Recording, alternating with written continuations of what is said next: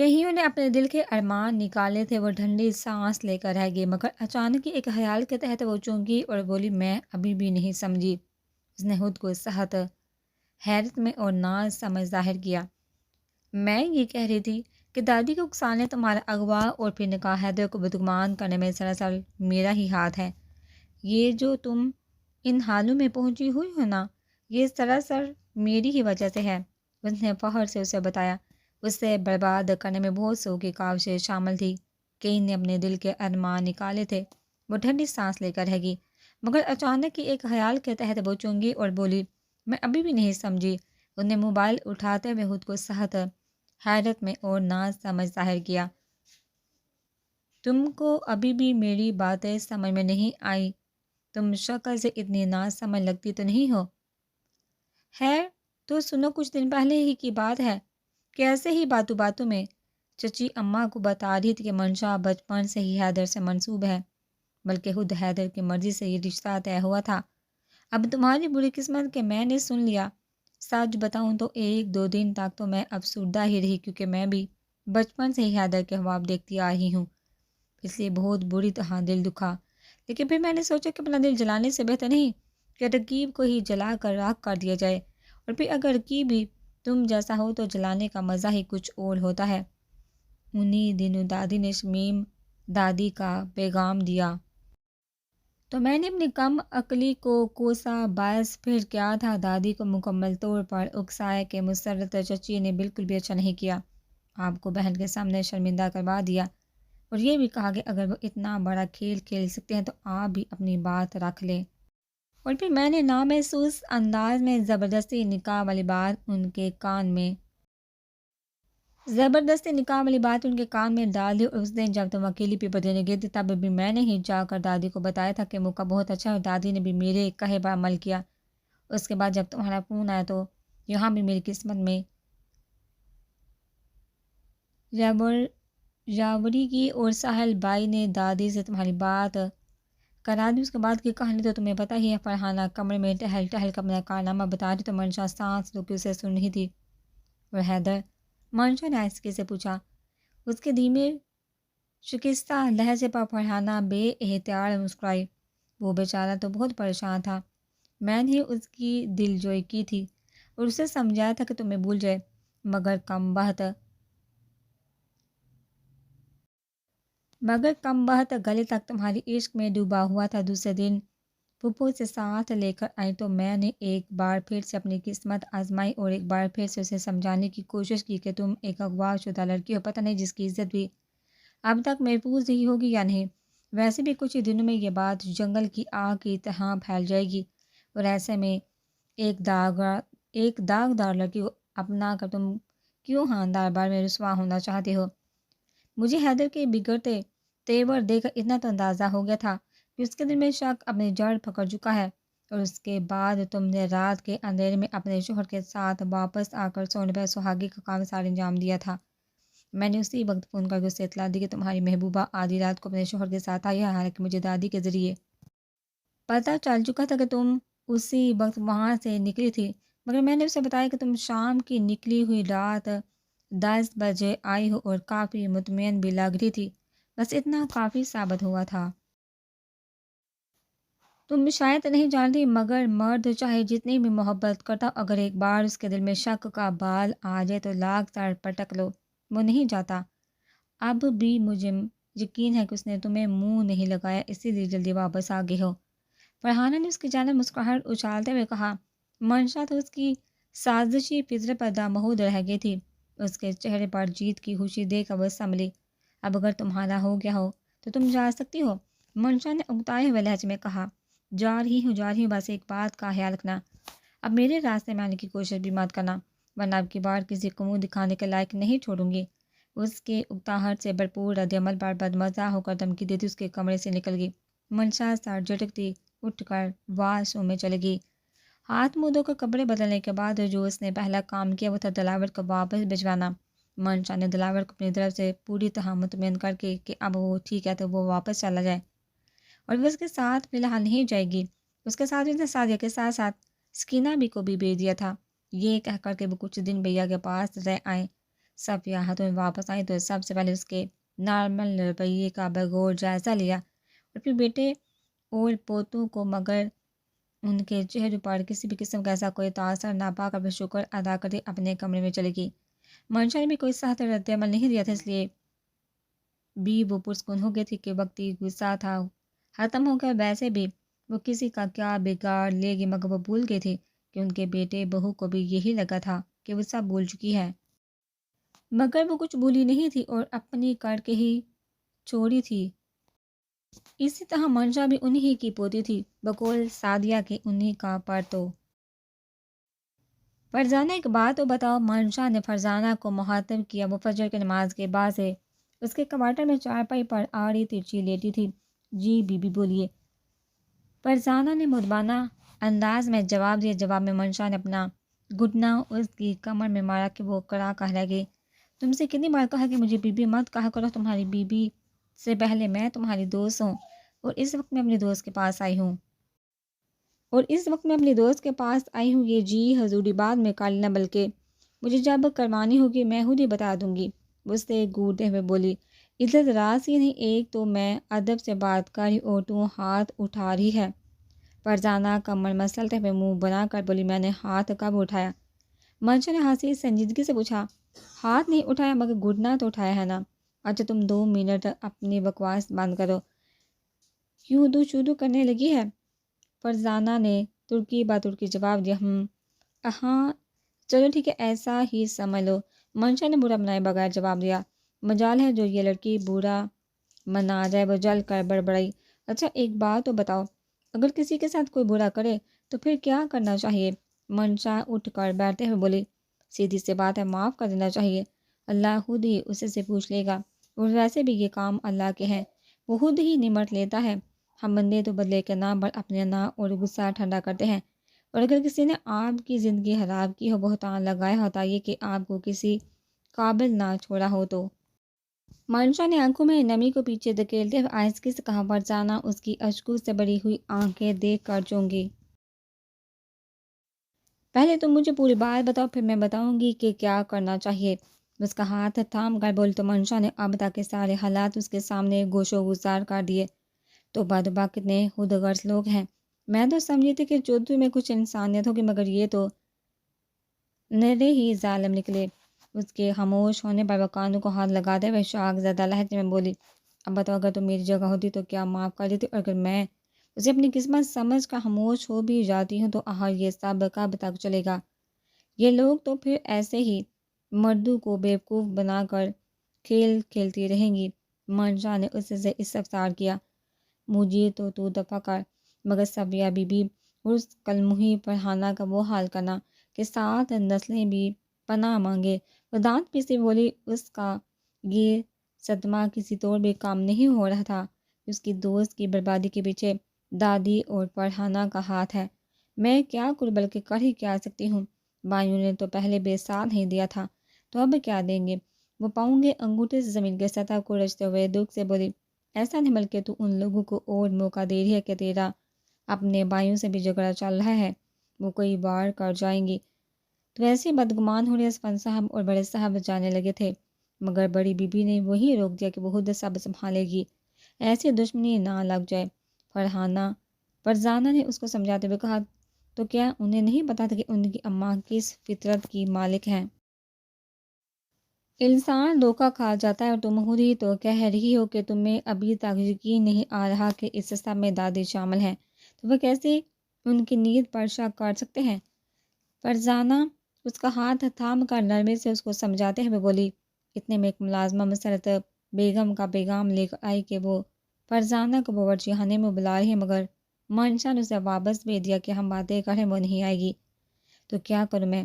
مجھے تو کچھ سمجھ نہیں آ رہا۔ منشا نے چہرے پر ہاتھ پھیرتے ہوئے بے بسی سے کہا، وہی کر جو انہوں نے کیا ہے، اپنا اعتماد قائم کر اور وقت پڑنے پر ایسا وار کرنا کہ بازی پلٹ جائے اور پتہ بھی نہ چلے۔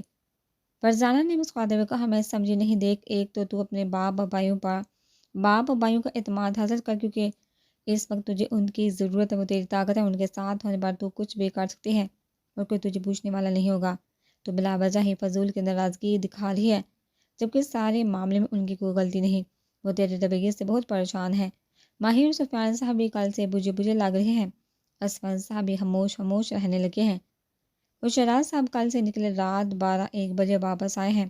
ان کے پیار پر شک مت کر، دوسرا تو ایک ایک کر کے سب کو اپنی سر بڑھ کر، اور ویسے ہی تجھے اکیلا کر کے ماری گئی ہے کہ تو مدد کے لیے چیخ بھی نہ سکی۔ تمہاری اس ساری بکواس کو میں ابھی بھی نہیں سمجھی ہوں۔ منشر اس کی گئی باتیں سر بار سے 2 فٹ اوپر گزرتی ہوئی معلوم ہوئی تو جنجلا کر بولی، اوپر دیکھو، اگر دشمن کو ایک ہی بار میں مار دیا جائے تو وہ مر جاتا ہے، اور اگر قطرہ قطرہ موت دی جائے تو وہ مرتا نہیں ہے، گل کر رہ جاتا ہے۔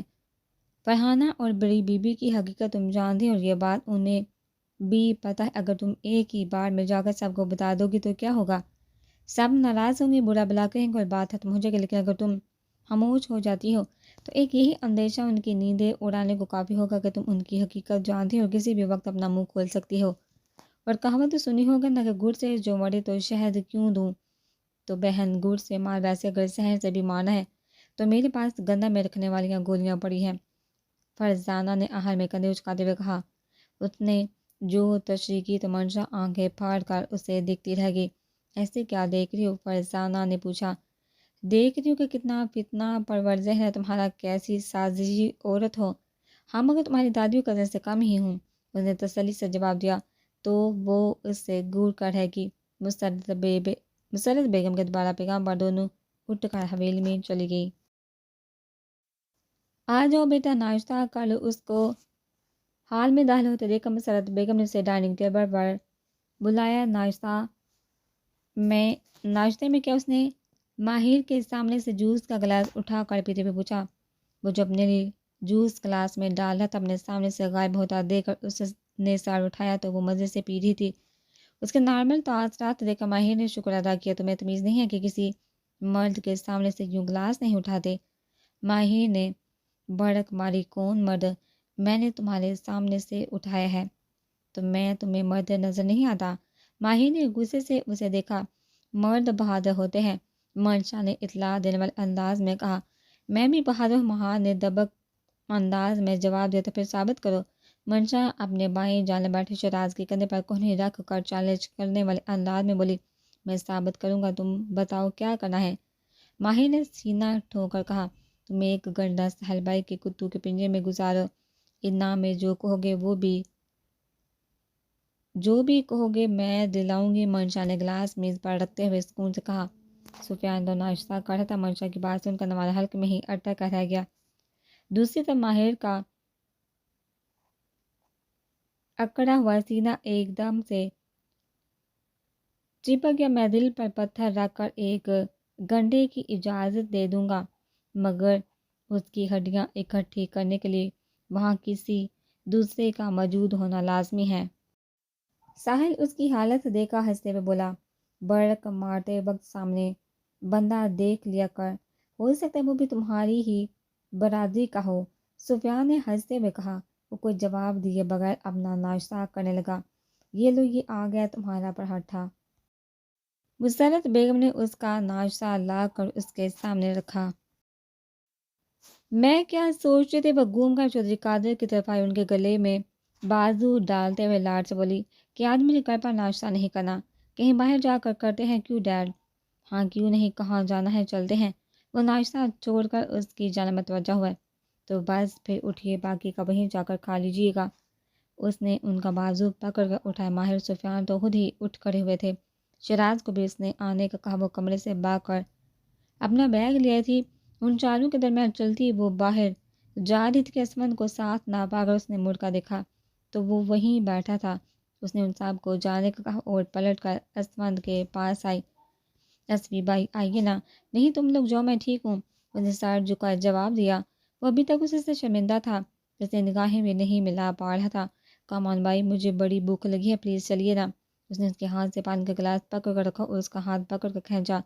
چلے جو اسوی، مسرت بیگم نے اسے اشارہ کیا تو وہ بھی اٹھ کر اس کے ساتھ چل دیا۔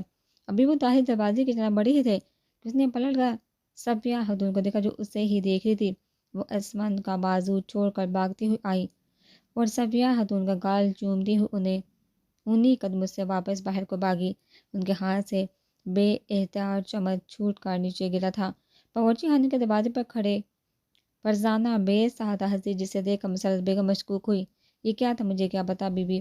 فرزانہ گڑبڑاتے ہوئے بولی، تم دونوں صبح سے اکٹھی ہو، یقیناً تم جان لی ہوگی۔ مسرت بیگم نے اسے گل مگر وہ انکار کرتے واپس باورچی خانے میں گھس گئی۔ تم نے آگے کو کیا سوچا؟ چودھری قادر نے ریسٹورینٹ میں بیٹھی ناشتہ کرتے منشا سے پوچھا کہ اس بارے میں اس نے چونک کر انہیں لکھا۔ 2 دن پہلے جو کچھ بھی ہوا انہوں نے تفصیل میں جاننے سے گریز کیا۔ میں نے کیا سوچنا ہے ڈیڈ؟ اس نے بے تاثر لہجے میں کہا، اماں کل گئی ہوئی تھی، وہ کہہ رہی تھی کہ انہوں نے بات کی ہے، تم پریشان مت ہونا، اس مسئلے کا کوئی نہ کوئی حل نکل ہی آئے گا۔ انہوں نے اس کے سر پر ہاتھ رکھ کر تسلی دیتے ہوئے کہا، آپ کی اماں نے کوئی نیا گل ہی کھلانا ہے۔ وہ بڑبڑ، مجھے ابھی اس مسئلے کا حل نہیں چاہیے ڈیڈ، جیسا ہے چلنے دے، جب حل چاہیے ہوگا تو بتا دوں گی، منشا نے سنجیدگی سے کہا۔ پر کیوں پتر؟ انہوں نے حیرانگی سے اسے دیکھا۔ وہ چاروں بھائی خاموشی سے ان کی باتیں سن رہے تھے۔ بس ہے ایک وجہ، مگر پلیز ابھی مت پوچھیے گا، لیکن وعدہ ہے ایک وقت آنے پر سب بتا دوں گی، منشا نے ملتجی لہجے میں کہا۔ تو وہ خاموش ہو گئے۔ چل جیسی تیری مرضی۔ انہوں نے بھی اس کا موڈ دیکھتے ہوئے زیادہ بحث کرنا مناسب نہیں سمجھا تھا۔ ناشتہ کرنے کے بعد اٹھنے لگے تو منشا نے ان تینوں کو جانے کا بولا کہ وہ ماہر سفیان کے ساتھ آ جائے کہ وہ لوگ چلے جائیں۔ ابھی بھی ٹیبل کے پاس کھڑے ماہر اس سفیان کو خیال رکھنے کی تاکید کر ہی رہے تھے کہ منشا اٹھ کر چودھری قادر کے گلے لگی۔ سوری بابا، میں نے آپ سے بدتمیزی کی تھی۔ کوئی بات نہیں پتر، میں نے غصہ نہیں کیا، انہوں نے اس کے سر پر ہاتھ پھیرتے ہوئے نرمی سے کہا۔ ان سے الگ ہو کر وہ شراز کے گلے لگنے کے بعد اسمند کے پاس آئی۔ مجھے اندازہ نہیں تھا کہ آپ اپنے سے 8-9 سال چھوٹی بہن سے اتنا ڈرتے ہیں کہ آج تیسرا دن اور آپ نے اپنی شکل بھی نہیں دکھائی، اس نے مسکراتے ہوئے کہا۔ تو وہ پھیکا سا مسکرایا۔ کامن ورس کے سینے سے لگتی ہوئی ہنسی۔ آئی ایم سوری، اس نے دھیمے سے کہا۔ نو آئی ایم سوری، میں اتنا روڈ ہوئی، آپ کی غلطی نہیں تھی، بس کسی اور جگہ سے مار کھائی ہے آپ نے۔ اس نے سر اٹھا کر اسے دیکھا۔ ارد گرد میزوں پر بیٹھے لوگ مسکراتے ہوئے اس انوکھی فیملی کو دیکھے تھے جن کو پیار جتانے کے لیے وہی جگہ ملی تھی۔ اچھا بس کرو، لوگ دیکھ رہے ہیں۔ ماہی نے اٹھ کر اسے اسمان سے الگ کیا۔ توبہ ہے، جلاپے کی بھی حد ہوتی ہے، منشا اسے گھورتے ہوئے بولی۔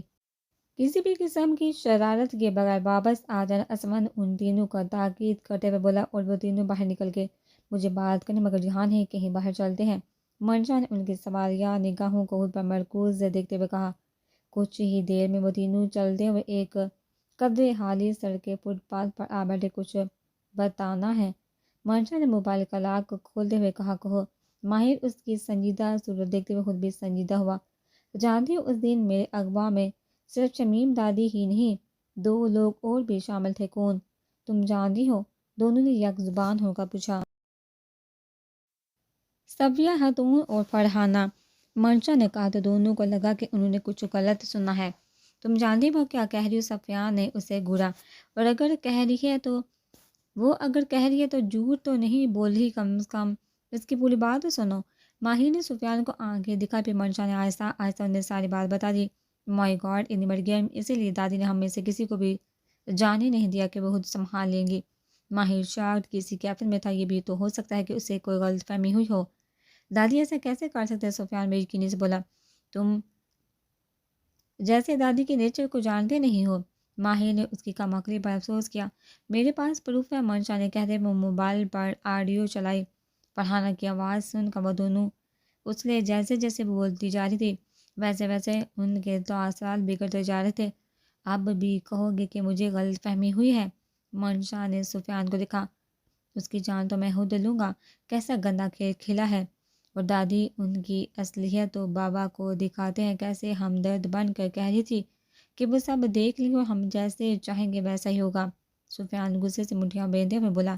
جان تو میں نے بھی ان دونوں کے لیے نہیں، مگر جان کے دشمن نہیں، جان عزیز بن کر۔ منشا نے زیر لب مسکراتے ہوئے کہا۔ کیا کرنے کا سوچ رہی ہو؟ سفیان نے اس کا پراسرار انداز دے کر چونکا۔ ایگزیکٹلی، میرا بھی کچھ ایسا ہی خیال ہے۔ ماہر بھی آنکھیں مٹکاتا ہوا بولا۔ اگر ایک دوسرے کے ہم خیال ہو گئے ہو تو مجھے بھی بتاؤ، سفیان نے تب کر کہا۔ دیکھو بھائی، دادی کو رکھو ایک سائڈ پہ، مگر اس فرحانہ کو اگر میں نے بھی ناک سے لکیریں نہ نکلوائی تو مجھے منشا کس نے کہنا ہے؟ رہی بات دادی کی، تو ان کا بس مجھے غرور ختم کرنا ہے۔ وہ جو سمجھتی ہے نا کہ وہ کچھ بھی کر سکتے اور کوئی روکنے والا نہیں، تو سمجھ لو کہ آج سے انہیں روکنے والا بھی پیدا ہو گئی ہے۔ مانشا نے ایک عزم سے کہا، جہاں ہماری ضرورت پڑے بس اشارہ کر دینا، ہم حاضر ہو جائیں گے۔ ماہی نے اس کے بال بگاڑتے ہوئے کہا، تو پھر چلو پہلا جھٹکا دیتے ہیں۔ مانشا نے بیگ سے کڑے نکال کر ان کے سامنے لہراتے ہوئے منیحیزی سے کہا، مطلب؟ ماہی نے آنکھیں سکڑ کر اسے دیکھا، یہ دادی کے جو میں نے کچھ دنوں کے لیے تھے، اور اب یہ جائیں گے سیدھا جیولر کے پاس، اور بھی پیسے ہوں گے آدھے آدھے، اور ان سے کی جائے گی شاپنگ۔ قسم سے مزہ آ جانا ہے۔ منشا نے ہنستے ہوئے کہا، تو وہ دونوں بھی بے احتیاط ہنسے۔ لو یو سو مچ یار۔ سفیان اسے گلے لگاتا وہ بولا۔ ماہر بھی ان دونوں کے بیچ میں گھسا۔ منشا پرسکون سی ہو گئی تھی۔ فرزانہ نے ٹھیک کہا تھا کہ اس کے بھائی ہی اس کی سب سے بڑی طاقت ہے۔ ان دونوں کے ساتھ ہونے سے اسے تحفظ کا احساس ہوا تھا، اور وہ یہ بھی جانتی تھی کہ اس کا آدھا کام تو وہ خود دونوں ہی کر لیں گے۔ سکون سے مسکراتے سفیان کے کندھے پر ساتھ رکھتے ہوئے آنکھیں موند گئی۔ حیدر صبح شام کو مینا پھپھو کو حویلی میں چھوڑ کر واپس جا رہا تھا کہ منشا نے اسے آواز دے کر روکا۔ مینا پھپھو آزاد ٹھہرنے کی غرض سے وہاں رکی تھی۔ کوئی اور وقت ہوتا تو حیدر بھی خوشی خوشی رک جاتا، مگر اب باوجود سب کے اصرار کے وہ نہیں رکا تھا۔ تم واپس جا رہے اس کے پاس پہنچ کر منشا نے پوچھا، تو اس نے رخ موڑتے ہوئے بے دلی سے اس بات میں سر ہلایا۔ کیا ہم کچھ دیر بات کر سکتے ہیں پلیز؟ منشا نے ہلکا سا مسکراتے ہوئے کہا، تو وہ چاہنے کے باوجود بھی انکار نہ کر سکا۔ وہ دونوں چلتے ہوئے حویلی کی پچھلی جانب چلے آئے تھے۔ سنا تھا کہ ایک مجرم کو بھی عدالت میں صفائی پیش کرنے کا موقع دیا جاتا ہے، اس کو بولنے کا پورا پورا حق دیا جاتا ہے، اور سنا بھی جاتا ہی یہاں تک کہ اسے یہ بھی چھوٹ دی جاتی کہ وہ اپنی طرف سے گواہ پیش کر سکے، مگر تم نے تو مجھے اپنی صفائی میں بولنے کا موقع ہی نہیں دیا، اور فوراً سزا سنا دی۔ منشا اس کے برابر چلتے ہوئے بولی، ویسے قصور تو تمہارا بھی نہیں، یہ ہم ہی ہوتے جو ایک انسان سے بہت سی توقعات وابستہ کر لیتے، اور جب وہ ہماری توقعات پر پورا نہیں ہوتا تھا تو اسے قصوروار ٹھہراتے، حالانکہ اس حساب میں اس کی کیا غلطی۔ ہر انسان کی اپنی سوچ اور لیول ہوتا ہے، اس کو اپنی ذاتی زندگی کے ساتھ ساتھ معاشرے کے سٹینڈرڈ کو بھی دیکھنا ہوتا ہے، اور ظاہر ہے وہ کسی دوسرے کی ہاتھ اپنی زندگی پر سوال نشان کیوں لگائے گا۔ وہ اس سے ایک قدم آگے ہو کر چل رہی تھی، اور حیدر خاموش سا اس کے پیچھے پیچھے چل رہا تھا۔ تم بھی اپنی جگہ ٹھیک ہو، 2 دن تک گھر سے غائب رہنے والی لڑکی کو کیوں اپناؤ گے؟ تمہاری جگہ کوئی بھی ہوتا تو یہی کرتا، مگر پتہ ہے کہ مجھے ایک بات کا بہت افسوس رہے گا کہ تم نے سنی سنائی بات پر یقین کیا اور بنا تحقیق کیے مجھ سے منہ موڑ لیا، حالانکہ مجھے سب سے زیادہ تم پر بھروسہ تھا کہ تم مجھے سمجھو کہ جانتے ہو۔ میں نے کہیں پڑھا تھا کہ لفظوں کے دانت نہیں ہوتے، مگر یہ کاٹتے بہت زور سے ہیں، بلکہ اسی طرح مجھے اتنی تکلیف شمیم آپا کے تھپڑوں سے نہیں ہوتی جتنی تمہارے الفاظوں نے پہنچائی تھی۔ منشا نے نام آنکھوں سے زبردستی مسکرانے کی کوشش کی، مگر اس کی جانب سے کوئی جواب نہ پا کر وہ پلٹی۔ حیدر جو خاموشی سے اس کی بات سن رہا تھا، اس کی آخری بات پر ٹھٹکا، کیا ایک دم سے اتنی بری لگنے لگی ہوں جو جواب دینا بھی پسند نہیں کر رہے؟ ارے نہیں، بس ایسے ہی تمہیں سن رہا ہوں، اس نے ہولے سے جواب دیا۔ خیر چھوڑو، سب کچھ جو ہونا تھا وہ تو ہو چکا، اب بدل تو نہیں سکتا۔ ویسے کیا ہماری پھر سے دوستی نہیں ہو سکتی؟ منشا نے مسکراتے ہوئے پوچھا۔ ایسی بات نہیں، میں بس ایسے اس سے کوئی جواب نہ بن پڑا تو وہ خاموش ہو گیا۔ اس کی باتیں سن کر اسے گلٹی فیل ہو رہا تھا کہ اس نے بنا سوچے سمجھے اس کے بارے میں اتنی بڑی باتیں کر دی۔ اوکے، تو یوں سمجھوں کہ آج سے پہلے ہم کبھی ملے ہی نہیں، تو مسٹر حیدر کیا ہم دوست بن سکتے ہیں؟ منشا نے اس کے سامنے اپنا دایاں ہاتھ بڑھایا تو اس نے کچھ جھجکتے ہوئے اپنا ہاتھ اس کے ہاتھ پر رکھ دیا۔ ایک بات ہمیشہ یاد رکھنا کہ دوستی میں ٹرسٹ ہی سب کچھ ہوتا ہے، اگر کبھی کوئی مس انڈرسٹینڈنگ ہو جائے تو بلا جھجک مجھ سے کنفرم کر لینا۔ منشا مسکراتے ہوئے بولی تو وہ بھی ہلکا سا مسکرا دیا۔ چلو ٹھیک ہے، تم جاؤ، مجھے بس یہی کہنا تھا۔ منشا کا کام ہو گیا تھا، سو اس نے وہاں سے جانا ہی مناسب سمجھا۔ ابھی بھی کچھ قدم ہی چلی تھی کہ پیچھے سے حیدر کی پکار پر اس کے قدم تھمے۔ وہ اس کی پکار پر رک تو گئی، البتہ روح اپنا دوسری سمت ہی رکھا۔ منشا کیا بڑی نانی نے زیادہ مارا تھا؟ اس کی متفکرانہ انداز میں پوچھنے پر منشا کے ہونٹوں پر مسکراہٹ بکھری۔ اس کا کام واقعی ہو گیا تھا۔ وہ جلدی سے مسکراہٹ سمیٹی اور چہرے پر سنجیدگی چہرے پر سنجیدگی طاری کرتی ہوئی اس کی جانب پلٹی۔ نہیں، بس 2 تھپڑ ہی مارے تھے، مگر مجھے شاید اس سے پہلے عادت نہیں تھی نا، تو اس لیے زیادہ محسوس ہوئے۔ تم پریشان مت، برا وقت تھا، گزر گیا، وہ لاپرواہی سے کہتے ہوئے کے اندر داخل ہوگی، مگر اپنی پوچھ پر وہ حیدر کی نظریں صاف محسوس کر چکی تھی۔ فرحانہ دادی کمرے میں بیٹھی ہوئی نہ پھوپھو سے کھانے کا پوچھ کا باورچی خانے میں جا رہی تھی۔ منشا اس پر ایک کڑی نظر ڈالتی ایک جانب بیٹھے موبائل میں مصروف اسفند کی جانب آئی۔ بھائی مجھے گن چاہیے، وہ اسفند کے پاس بیٹھتے ہوئے بولی۔ اس نے چونک کر اسے دیکھا کہ شاید وہ مذاق کرے، مگر اس کے چہرے پر ذرا سے بھی مذاق یا شرارت کی رمق موجود نہیں تھی۔ تخت پر بیٹھی سب ہاتھوں نے بے اختیار اسے دیکھا۔ ٹھیک ہے، مگر چلانی آتی ہے؟ اسفند نے موبائل بند کر کے جیب میں رکھتے ہوئے پوچھا۔ آپ کی گن اور رکھنے کی اجازت دے دے سیکھ میں ماہر اور اسفی سے لوں گی۔ گن اور اجازت دونوں مل جائیں گی، مگر ان دونوں سے سیکھنے کی اجازت نہیں، مجھ سے یا شہزی سے سیکھو گے۔ اسفند تینوں کو جانتا تھا، اس لیے اس نے فوراً منع کیا۔ اوکے، جیسے آپ کہیں۔